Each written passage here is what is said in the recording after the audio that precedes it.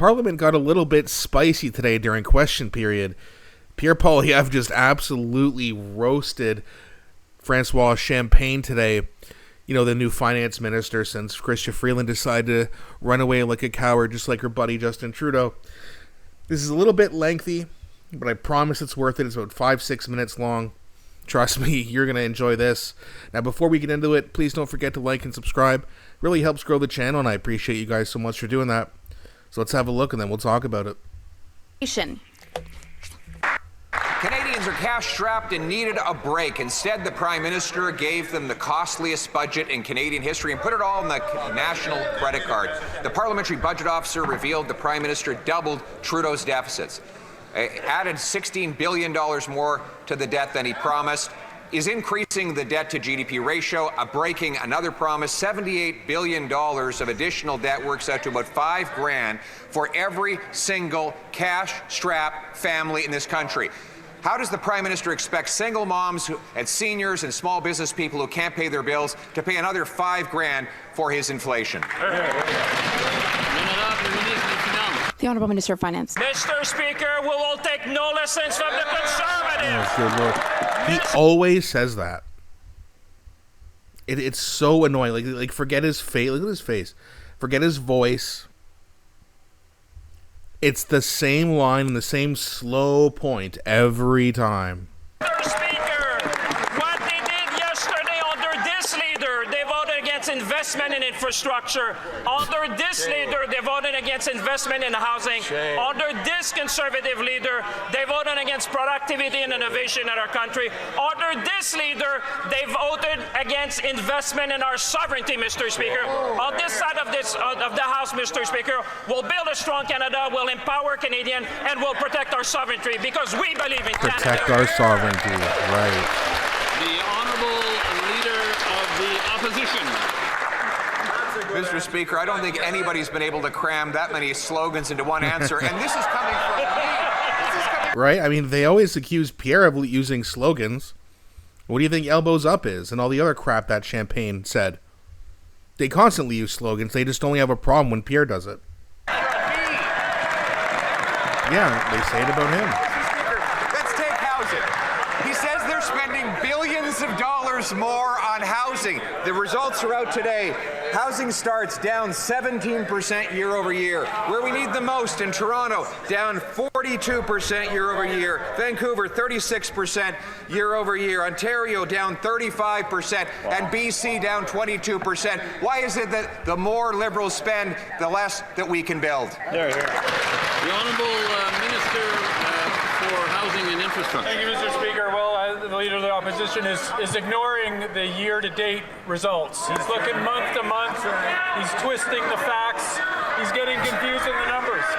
Conservatives have a tough time with numbers sometimes. We understand that. Oh, it's Conservatives who have a problem with numbers. Well, here's a number they have a problem with, to be fair to you.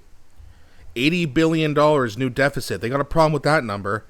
But in terms of, solving math equations, who's worse at math than the Liberal government of Canada? Nobody.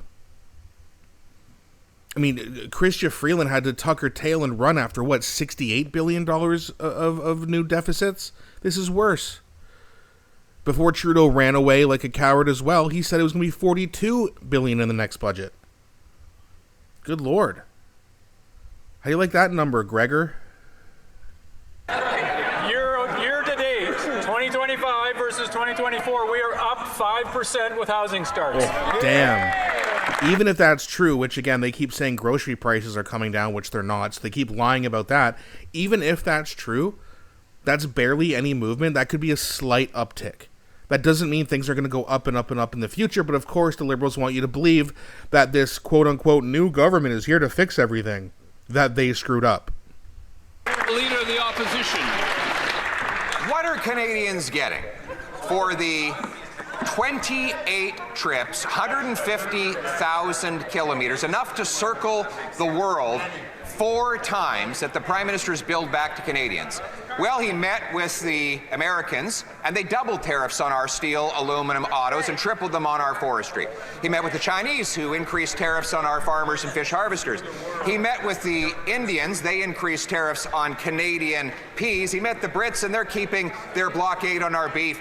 Why is it that whenever the Prime Minister gets on a plane, Canadians end up paying more tariffs abroad? The Honourable Minister of International Trade. We have good news for Canadians. Germany just signed a $1 billion deal with Lockheed Martin Canada to support jobs right. Yes, more dealing with the military-industrial complex. There's a great accomplishment. Here in this country. This is what Canadians are getting from the Prime Minister being on the world stage, selling what Canada has to offer. It's about unlocking new markets and creating good jobs here in Canada. The Honourable Leader of the Opposition. With the Prime Minister billing millions of dollars for his high-flying trips around the world, 28 trips, 150,000 kilometers, now is the time for a scorecard.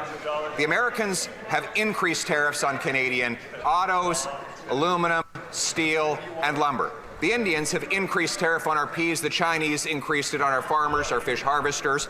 Now, allow me to introduce a comprehensive list of all the tariffs the Prime Minister has successfully had reduced on You're already Canada. starting to melt down.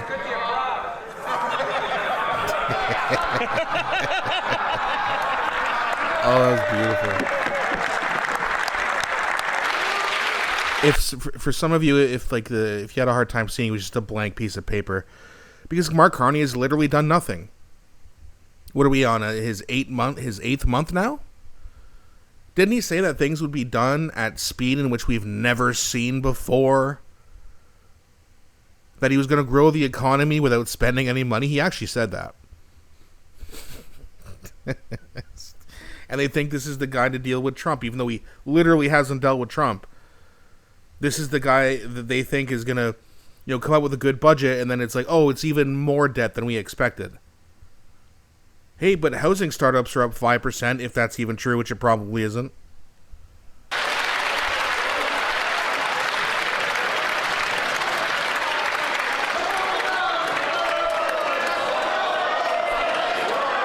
Well, again, spicy today. The Honourable Minister of International Trade. Mr. Speaker, the Conservative leader continues to stand against support for Canadian workers and businesses. He has refused to support our government's plan to double non-U.S. exports over the next decade. In fact, he called Canadian exports, other than oil, pixie dust. Does the Conservative leader think our $5 billion in beef exports is pixie dust, or the LNG headed to South Korea from BC, or what about the $7.6 billion worth of fish and seafood caught by hardworking Canadians? Why there's imaginary taxes or pixie dust, the Conservative leader needs to get on board and out of the way, Mr. Speaker. Thank you so much. Out of the way? You passed the budget without even needing his vote, you idiot. Get out of the way. It's like they're all just stealing booze from Melanie Jolie's liquor cabinet. She must have the biggest liquor cabinet in the whole world. She's just tossing around bottles of whiskey, beer, wine, whatever it is. They're all drinking it. I mean, good Lord. I thought you weren't supposed to work on the job. If I did that, I'd get fired. So would all of you. I mean, good Lord. The Honourable Member for Saint-Jean. Okay, so now they're going over to the block, so I'm going to cut it off there. Just about 5.5 minutes long. But I mean, it's just... sometimes I hate playing longer videos like that because I get so annoyed and frustrated that these liberals just keep getting reelected, and it's lie after lie and broken promise after broken promise. And then you have the other end of the right, which is basically the PPC, which is basically the NDP. The PPC is the NDP of the right. Right? The craziest lefties are basically voting for the NDP, or at least some of them are still. And the craziest people on the right vote for the PPC. And I'm not even saying I hate their policies. It's just their leaders and their potential members of parliament are just absolute fools. And they always say that, it's a uniparty. Oh, the conservatives and liberals are just the same. Really? Look at the crime rate. I should have pulled that up. But I've shown it before on past videos where it shows the crime statistics when Harper gets into office, and then over time they drastically decrease. And over 10 years, you had a massive decrease in violent crime. Trudeau gets in, it starts to go up, and then next thing you know, 10 years go by, and you have a massive increase. You can say what you want about potential other issues, possibly, whether it's like, oh, they're just the same. Okay, but the Conservatives are better. It's very clear that if you had to pick one, if you have any common sense, you're going to pick the Conservatives. So to say that they're a uniparty or that they're all the same isn't quite accurate. I would have agreed with that statement 5 years ago, because that was true then. But I don't believe it is true with Pierre. But either way, let me know what you guys think in the comments section. Let me know if you like these videos. I always love when it gets heated. It makes Parliament so much more entertaining. And again, please don't forget to like and subscribe. Really helps grow the channel, and I appreciate you guys so much, and I'll be back shortly with a new one.